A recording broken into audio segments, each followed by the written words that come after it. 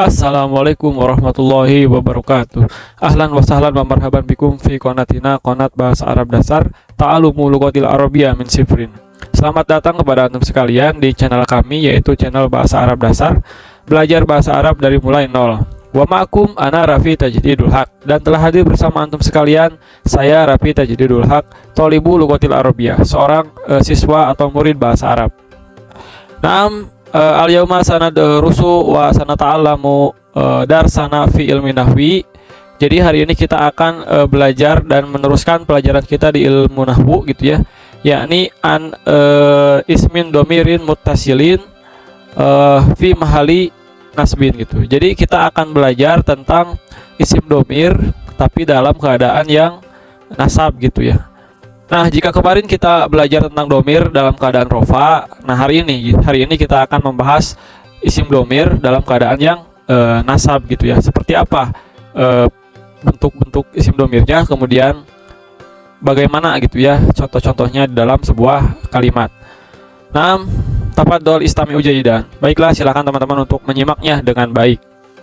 Baiklah teman-teman, silakan untuk memperhatikan ke papan tulis dan dipahami secara teliti gitu ya, karena kalau tidak nanti bisa menjadi salah gitu dalam memahami isim domir ini.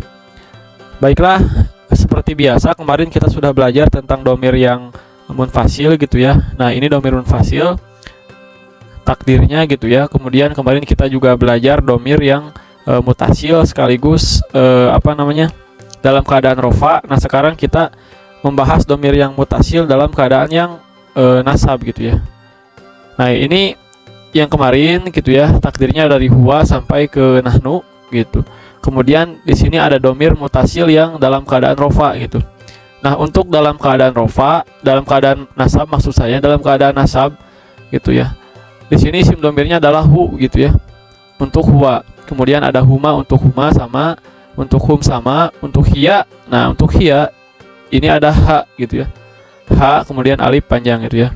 Di sini ada huma untuk huma, ada hunna untuk hunna. Nah, di sini anta gitu ya. Anta ini ada kaf. Kaf gitu ya.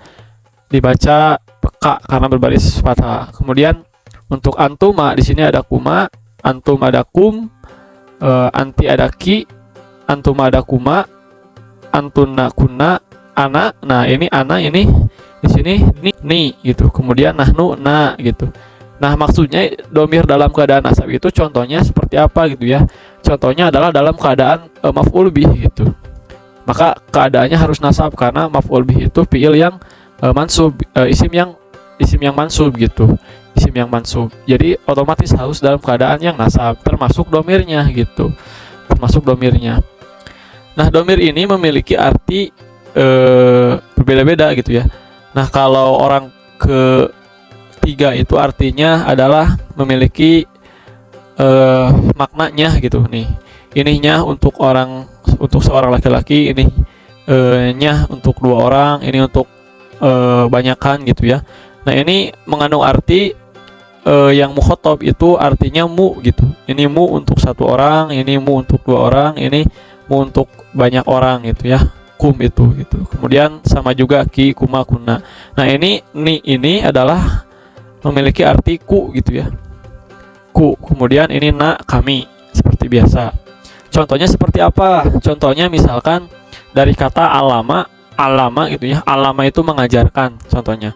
Kemudian disambung dengan domir mutasil tapi dalam keadaan nasab. Contohnya di sini allamahu gitu. Allamahu, dia telah mengajarinya. Nya di sini adalah nya untuk laki-laki.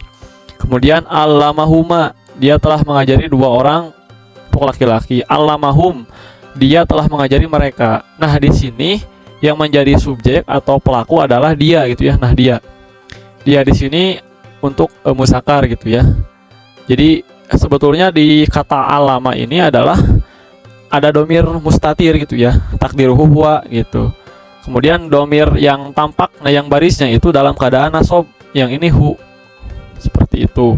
Jadi dalam satu kalimat ini sebetulnya kalau dianalisis ini sudah ada tiga gitu. Ada fiil, ada fa'il, ada maf'ul.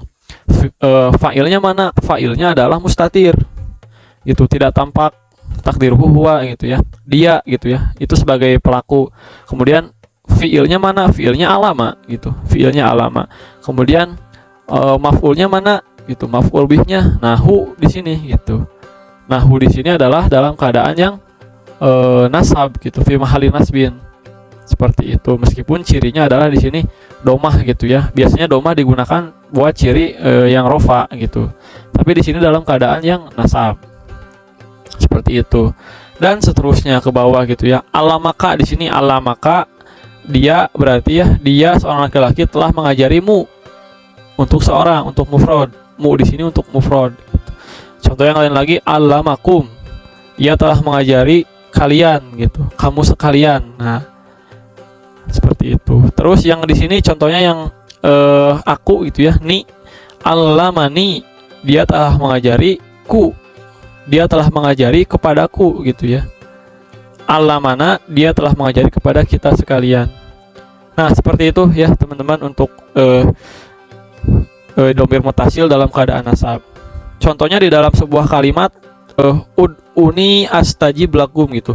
Ud'uni, berdoalah kepadaku gitu ya. Ni di sini nah domir, menggunakan domir, berdoalah kalian semua itu ya, ni kepadaku, astajib lakum gitu ya, aku akan mengabulkannya gitu, lakum kepada antum sekalian, lakum kepada kalian kalian semua, seperti itu.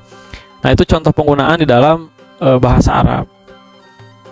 Nah, mungkin seperti itu untuk domir mutasil dalam keadaan yang nasab. Besok kita akan melanjutkan lagi dalam keadaan yang jar gitu ya, dalam keadaan yang majrur. Intinya teman-teman harus paham dulu domir munfasil di video saya sebelumnya, kemudian domir ini nih munfasil, kemudian domir yang mutasil dalam keadaan rofa sebagai subjek gitu ya, dalam keadaan nasab ini gitu sebagai objek nih contohnya gitu ya, seperti itu. Naam, hada huwa darsuna al-yaum la'alakum mafhumun wa antum tastati'una an takhudu manfa'ah fi hadhil qanat. Idza ladikum soal faktu fitalikot. Baiklah, itulah pelajaran kita hari ini. Mudah-mudahan antum sekalian menjadi lebih paham dan bisa mengambil manfaat dari channel ini. Kemudian apabila ada soal dan pertanyaan, silakan teman-teman tuliskan di kolom komentar. Barakallahu fikum. Ila liqa. Assalamualaikum warahmatullahi wabarakatuh.